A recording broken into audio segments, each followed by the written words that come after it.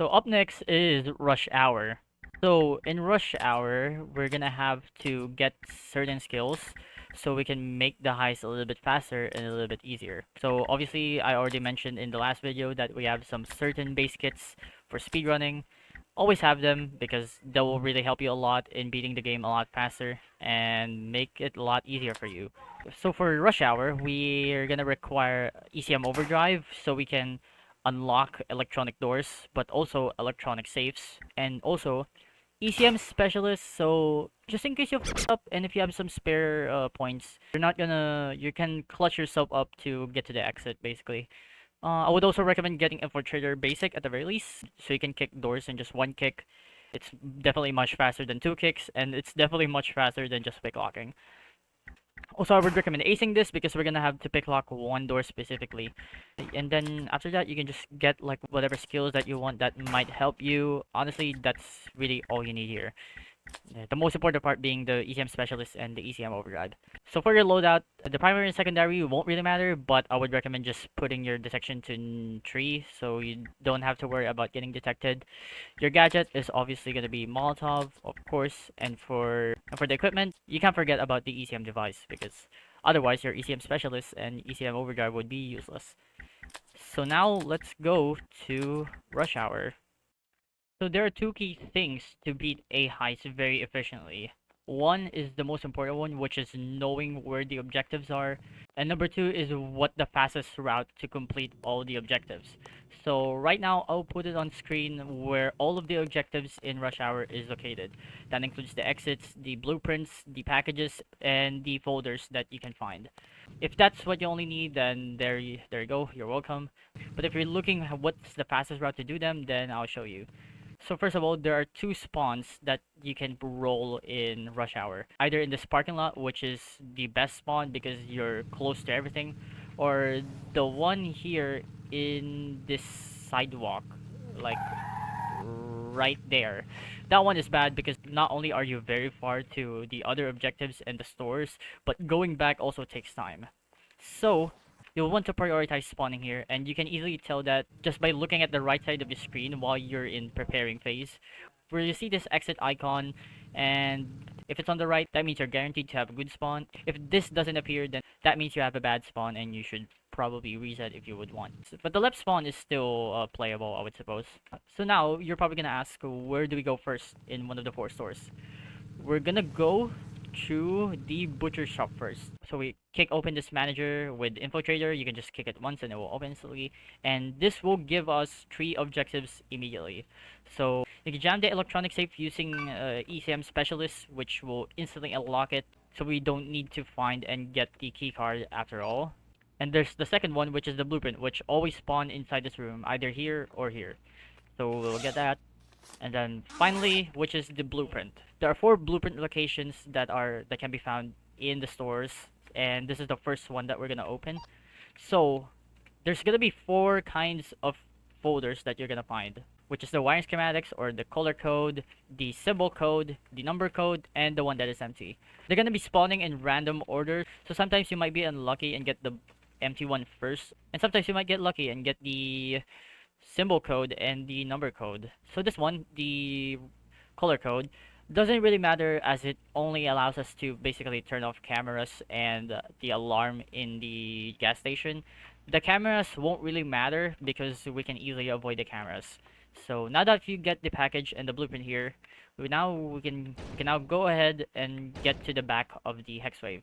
You can go through the storage here and kick through the doors, go past over this rusty looking container, and then kick the staff only door, and then go to the right, and then finally we're here in the server room. So in the server room, there's gonna be another folder spawn here. If you didn't get the symbol codes on the first one, you might as well just open here and hope that the symbol code will be here so that we can open the servers. And since we get the number code, we can easily just type it out in the chat so you can remember it. And then we're gonna ignore the server for now since we didn't get the hex code. So now all you have to do is just go to the main storefront, and then before we cross the road and get to the Bloxy Roasters, we're gonna go to the van first real quick and then throw our blueprint to secure it. So we don't have to worry about that. Now let's cross the road and into the office room here in the cafe. So this is gonna be the third folder spawn, and let's open it real quick. And since we get nothing, that means we're just really unlucky. This is where also the number code safe is located, so if you memorize it or type it in the chat, you can just easily put it in. There we go, and then we can just grab it immediately. So in normal, you can just break this glass and just get ahead and go ahead and straight to the gas station. But on Nightmare, it's blocked by a grills. So what you're gonna do is go over here instead in the kitchen, go to the right, and then right again after opening to the outside, and then we're in the gas station now. So here is gonna be where the last folder and the last package will be located. So kick the door here. You're probably gonna think that the last package is here. No, this is a complete red herring of a safe, and no package will spawn here. It will be either here, which is behind this glowing painting, as you can see. You probably don't notice that unless you notice that the painting is glowing and it's giving a hint that you can take that off, or in the other side of the room, which we'll discuss later. So now this is where the last folder will spawn. And since we didn't get a symbol code here, we're obviously gonna get the symbol code out here, to which we will be back later. Let's just go over to this safe first. So this safe can be opened by picklocking if you prefer that, if you have Infiltrator Ace, or you can just kidnap the manager here, hostage him, put him in this area, and then he will unlock it himself. After that, this is where you're going to be a little bit surprised because you will have a 50-50% chance of getting a blueprint here because it will be either in the safe or right next to the room here, which is something that you don't want to happen, especially on Nightmare mode, since this room will always spawn two civilians that is going to be staring at each other and be looking at the safe, and sometimes, or more often, a camera here, which will easily just ruin your run.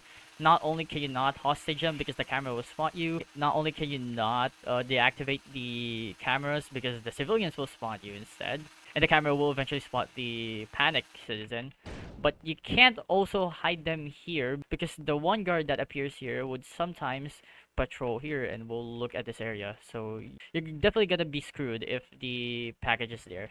But hopefully the package will be here in this case. Unfortunately, I don't have pick locking, and I removed the civilians so we can make this easier. But we will see if the package is here. And unluckily, we didn't get it. So let's just open this one real quick. If that happens to you, especially a nightmare, I wouldn't recommend to just give up. At least try and save the run. But honestly, this room is just really hard to handle because of the amount of pressure that you'll get. But yeah, let's just wait this out for now.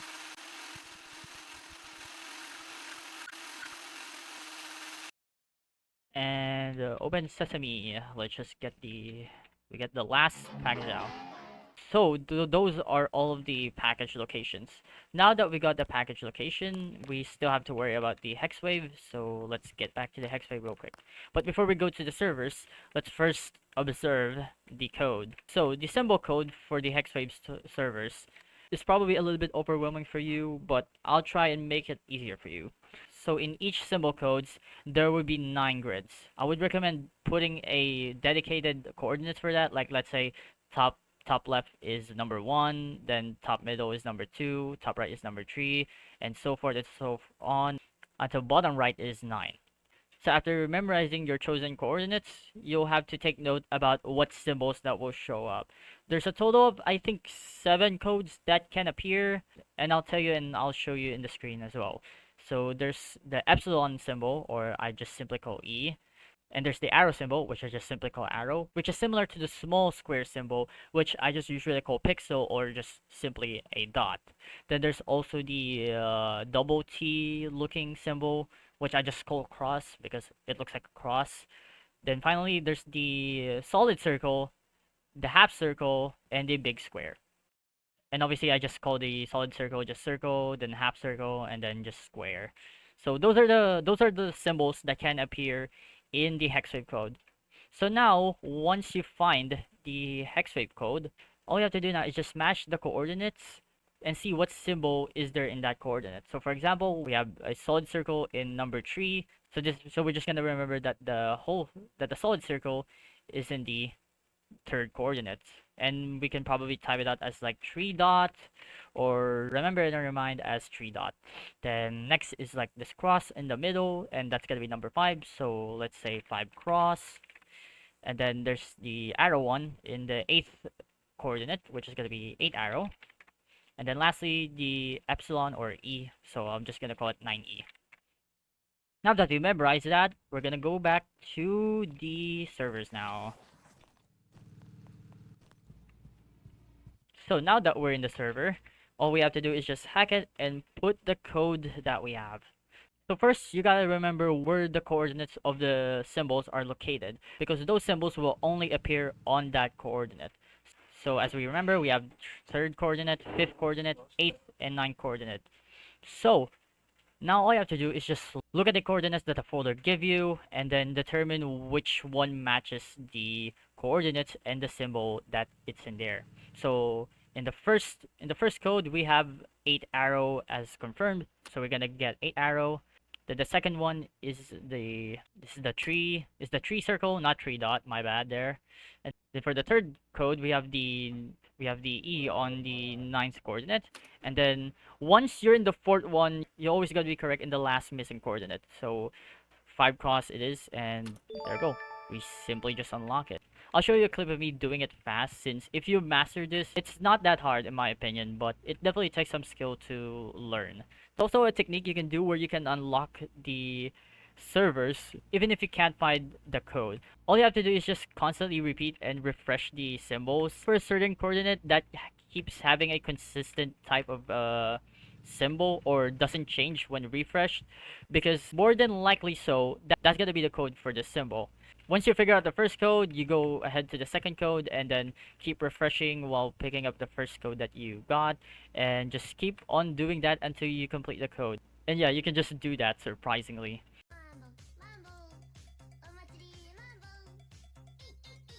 So now that we've unlocked the server codes now, all we have to do is just picklock it. Using Infiltrator Ace, we can picklock it twice as fast, so it will save you a little bit of time.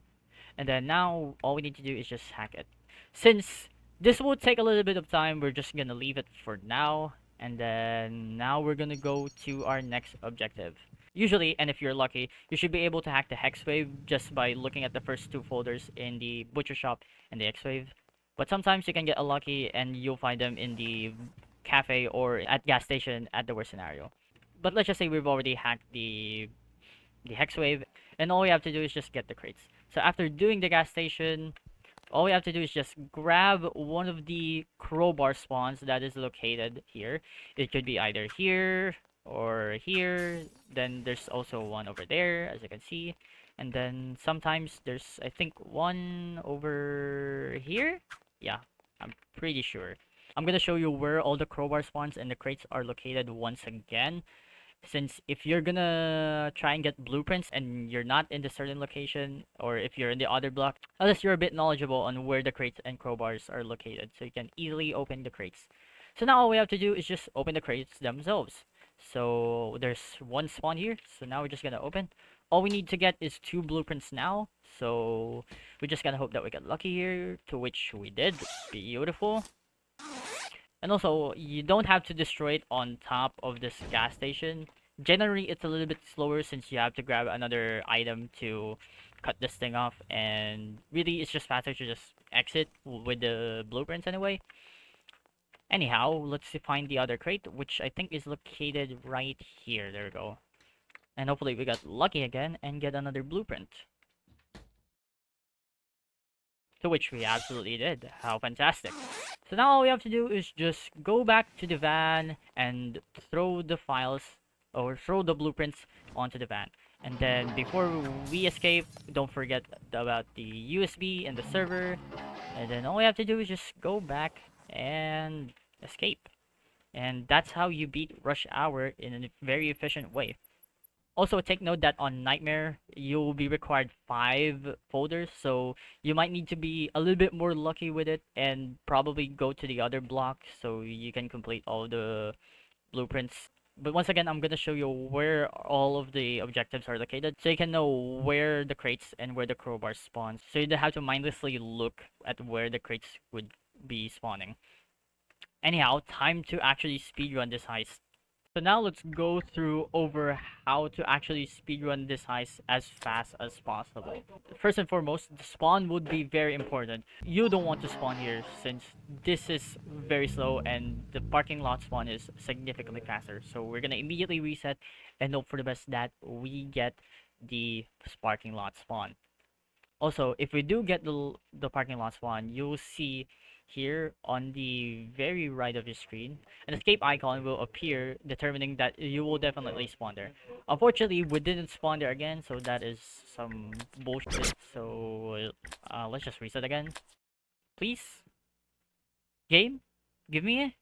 There we go. As you can see, there's the escape icon that appeared. That means we're gonna be spawning on the parking lot. So let's get right into it. As soon as you spawn, obviously mass up and sprint immediately, and then maybe slide so you can be quick. And also always have your melee out so you can use as much of the fighter speed boost as much as you can, and immediately run into the butcher shop and then go to the manager room here. Once you kick the door, immediately unlock the safe using your ECM specialist, get the blueprint, and at the same time look at the folder. So right now we got a code folder. If you're actually really speedrunning this, you don't have a time to type this out. All you have to do is just memorize it, and since this is pretty easy to remember, 6, and 22, we can just memorize it on our head. After getting all the objectives and opening the folder, just now all you have to do is now sprint towards the Hexwave, which will open these doors. And now, since we didn't get the symbol code here, now we have to pray that this folder is the symbol code, because if we didn't get symbol code in the first two folders, we're gonna get and this is gonna be already a ruined run. And we didn't get lucky, unfortunately, so we might have to reset. Oh, yeah, great. Sometimes the game just sucks ass and won't connect you. This game is good. Roblox servers are so good. So we get these 3 objectives open. And would you look at that? So now that we actually get the right code, so it's gonna be either on the first one or in the second folder that you're gonna open, which is either gonna be in the butcher shop or in the Hexwave itself. So since we get the code here, I would recommend applying the method to memorize the code that I mentioned earlier, which I will probably timestamp so you guys can look it up.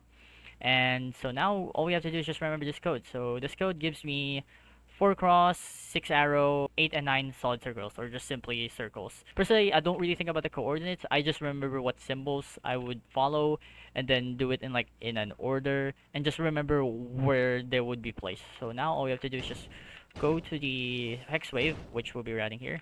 Also, if you get the symbol code first, I would recommend going to the servers and hack it first before opening this folder, and you'll probably just worry about this later. So now all you have to do is just do this and arrow, cross, circle, circle. There we go, and then immediately open the server. Now sometimes there will be a camera here which will stop you from hacking directly in this part. If that's the case, all you have to do is just go backwards and you'll be still able to put the code despite being like 3 feet away to the code. So you can definitely input the code here while you're hidden to the cameras, and once you do, go immediately to the door and picklock it immediately. By the time that you picklock this door and go inside, the cameras should be just barely able to just detect you. That is if you at least have like 3 detections. So I would recommend really going your detection down to 3. So now all you have to do is just hack this, and after hacking this and after putting the USB, the hacking will be in progress, and while that is in progress, we have to cross the street now. Before actually doing that, we're gonna secure the blueprints like I mentioned earlier, and then cross the street now to get to this area. So since we didn't get the number code, we are immediately opening this other folder, and since we didn't get the number code, we will be guaranteed on the gas station now. So all we have to do is just break this window, and like I mentioned earlier, on Nightmare, this is blocked by a grill, so if that's the case, you go to the kitchen, go here in the back, and then straight to the gas station. And now all I have to do is just hostage this guy, restrain him, pick him up, and then move him here so he can start putting the code. And while you're doing that, I reckon that this is gonna be the time that you will look for the crowbar and some crates. So let's just say the hacking, let's just say he's still opening it. I could just look up for the crowbar that I just picked here earlier while he's still opening it, and then probably have enough time to crack this open before getting the package. However, like I mentioned earlier, the package there is a 50-50 chance of either being there or there.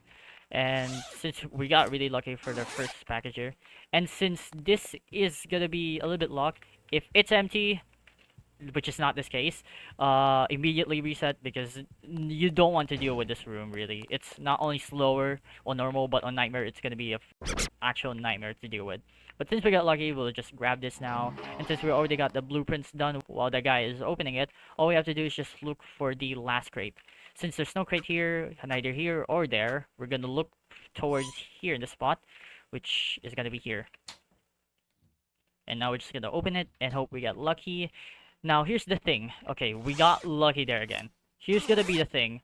If most of the time, you're probably gonna be opening an empty crate, and if you're competing for a world record or at least a sub 2 minute run, you're probably gonna be needing to have the two blueprints in your first two crates, or at least two blueprints in your first three crates. And also, you consider yourself lucky if the crates spawn here, here, here, or here, because those are the closest crate spawns that is around in this area while you're hacking this thing.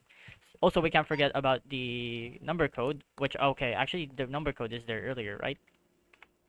Oh, wait, I actually forgot to check the code. I actually forgot to check the folder on the hacking here. So, okay, let me reiterate this. So, after hacking after putting the USB here, first, check the folder here. Importantly, you can't miss a folder, otherwise you might and miss one objective, like I just did. And open it. And we got 1550, and after hacking to the Hexwave, all we have to do is just go to here, and then since we got the code there, we can just put it here, and then get the thing. And break the window, and then go to the gas station, hostage this guy, make him open this, and while I was opening that, open crates. Once you get the first blueprint, get the 50% chance of the package, go find another different save, to which in case we find it here. And since we're here already, we might as well just exit here. Otherwise, if you find the blueprints in this area, you can just simply go here, and if it's blocked, you can just jump over, as I will showcase here. Oh, hold on. There we go. It's much easier with second wind, and sometimes, and on nightmare I think this is always closed, but in normal it's sometimes open, so keep note of that. So now all we have to do is just go to the Hexwave, break this glass window, which is gonna be quicker, get the USB, go back to the van, throw the loot, and then escape. And it's really just simple as that. It's not that much complicated, however, you will definitely rely a lot in RNG when speedrunning Rush Hour. Also, I didn't tell you specifically where to Molotov or slide in this speedrun, because this speedrun is a little bit lengthy and you'll probably figure it out yourself when to slide and when to throw a Molotov.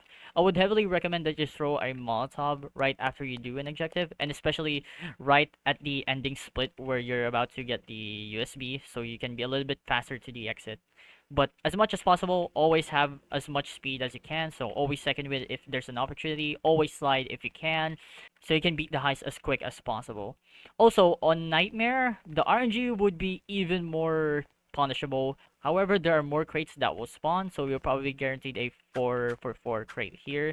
And if that's the case, you just gotta hope that you get 4 blueprints in the first 4 crates that you will open.